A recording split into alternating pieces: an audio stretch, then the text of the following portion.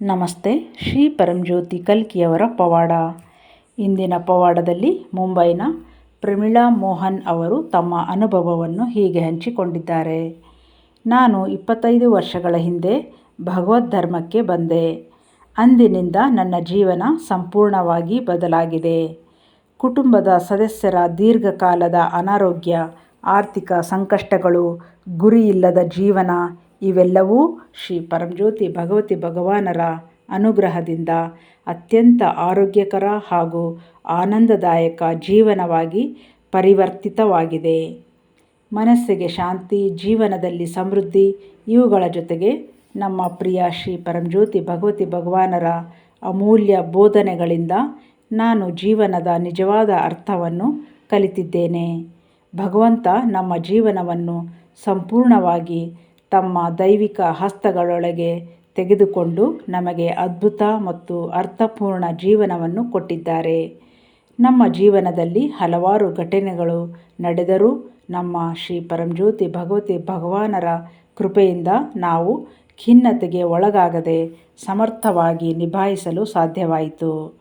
ನನ್ನ ವೃತ್ತಿಪರ ಬದುಕಿನಲ್ಲಿಯೂ ನಾನು ಉನ್ನತಿಯನ್ನು ತಲುಪಿದೆ. ನನ್ನ ಕೆಲಸವನ್ನು ಗುರುತಿಸಲಾಯಿತು. ನಾನು ಹೃದಯಾಘಾತವನ್ನು ಅನುಭವಿಸಿದ ಸಮಯದಲ್ಲಿ ನನ್ನ ಜೀವನದಲ್ಲಿ ಅತ್ಯಂತ ನಂಬಲಾಗದ ಪವಾಡವೊಂದು ಸಂಭವಿಸಿತು.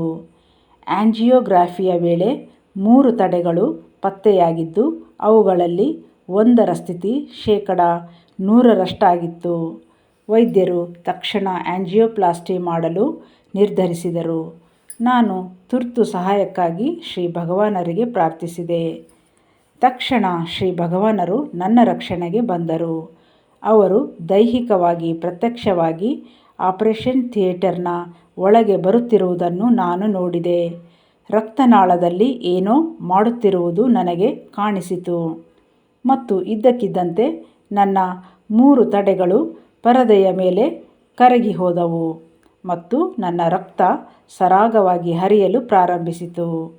ಆಪರೇಷನ್ ಥಿಯೇಟರ್ನಲ್ಲಿದ್ದ ಎಲ್ಲ 3 ವೈದ್ಯರು ಮೂಕವಿಸ್ಮಿತರಾದರು.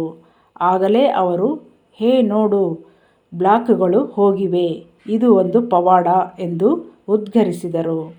ಈ ಘಟನೆಯು ಅಗಾಧವಾಗಿತ್ತು.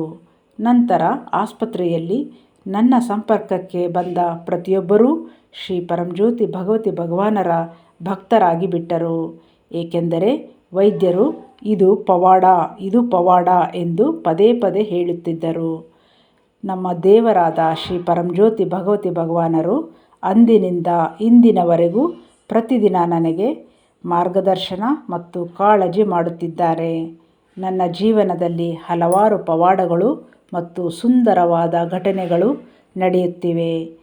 ಈ ಪೃಥ್ವಿಯಲ್ಲಿ ಅವತಾರ ಪುರುಷನಾಗಿ ಭಗವಂತನು ಬಂದಿರುವ ಈ ಯುಗದಲ್ಲಿ ನಾವು ಹುಟ್ಟಿರುವೆವು ಎಂಬುದೇ ನಮ್ಮ ಅದೃಷ್ಟ. ಅವರನ್ನು ವೈಯಕ್ತಿಕವಾಗಿ ತಿಳಿದುಕೊಳ್ಳುವ ಭಾಗ್ಯವನ್ನು ನಾವು ಪಡೆದಿದ್ದೇವೆ. ನಾನು ಭೂಮಿಯ ಮೇಲೆ ಅತ್ಯಂತ ಧನ್ಯಳೆಂದು ನನಗೆ ಅನಿಸುತ್ತದೆ.